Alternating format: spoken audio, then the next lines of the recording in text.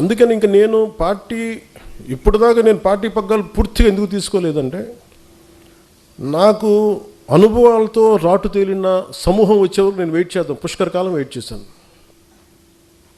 పుష్కర కాలం తర్వాత మీ అందరికీ అనుభవాలు వచ్చినాయి.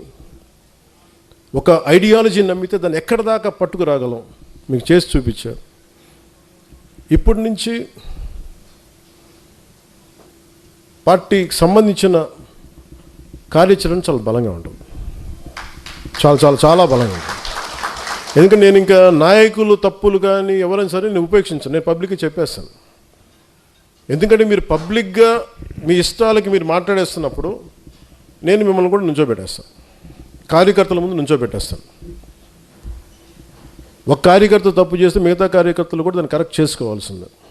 మనందరం కలిసి ఒక తాటిపైన నడుద్దామంటే అందరికీ బాధ్యత లేకపోతే మటుకు, ఏకాభిప్రాయం లేకపోతే మీరు ఉండద్దు దీంట్లో. సంతోషంగా వెళ్ళిపోయి నాకు ఇబ్బంది లేదు. ఒక సైనిక పఠాలంలాగా ముందుకు వెళ్ళాలంటే అందరూ ఫార్వర్డ్ మార్చి వెళ్తుంటే మీరు బ్యాక్వర్డ్ మార్చి, మీరు సైడ్ వేస్ మార్చి, లేదని బాయ్నెట్ తీసుకొని పక్కన డొక్కలో పొడుస్తూ ఉంటే మటుకు ఊరుకోం.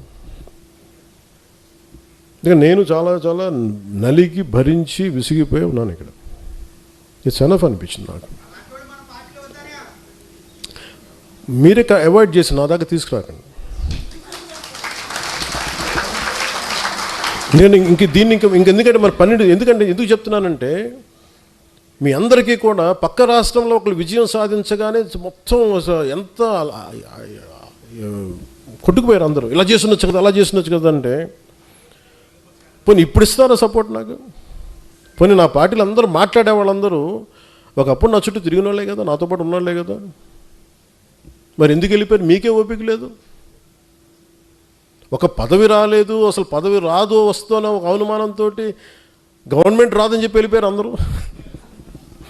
ఈ అలయన్స్ పనిచేయదని చెప్పేసి మీకు విశ్లేషణ నుంచి వెళ్ళిపోయారు అందరూ. అంటే ఎంతసేపు కులాలను వేరు చేసి కొట్టుకొని చావండి అనే మనుషులు తప్ప, అరే కులాలను కలుద్దాం అంటే వ్యాపారాలు చేసి కూడా కులాలు రావే, బిజినెస్లు చేసి కూడా కులాలు రావు. అందరికి అమ్మాలి వ్యాపారం. కన్వీనియంట్గా మాట్లాడి ఈ ఆంధ్రప్రదేశ్ బాగుపడద్దు అనిపిస్తుంది ఒకసారి నాకు. కులాలు రెచ్చగొట్టే గొడవ ఏంట్రా బాబు మీ అందరికీ? ఇది ఒక సోషల్ ఫ్యాక్ట్, ఒక సామాజిక సత్యం, భరించాలి, తప్పదు.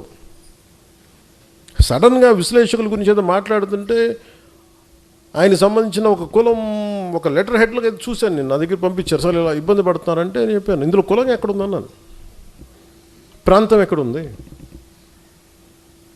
అంటే. విశ్లేషించేటప్పుడు విశ్లేషకుడికి ఎవరినైతే విశ్లేషిస్తున్నాడో అతనికి కులం కానీ అతనికి ప్రాంతం కానీ వర్తించదు. కానీ మనం తిరిగి కౌంటర్స్ ఇచ్చేటప్పుడు మటుకు వాళ్ళ కులం వాళ్ళ ప్రాంతం వర్తిస్తుంది. అంటే అమిత్ షా గారిని మనం ఏదైనా అనేసేయచ్చు, పవన్ కళ్యాణ్ ఏదైనా అనేసేయచ్చు, వాళ్ళు మటుకు మనం ఏదైనా అంటే మటుకు నేను నా కులం నా ప్రాంతం మటుకు అలా ఎలా కుదురుద్దా? అన్నీ మీ కన్వీనియన్స్కే.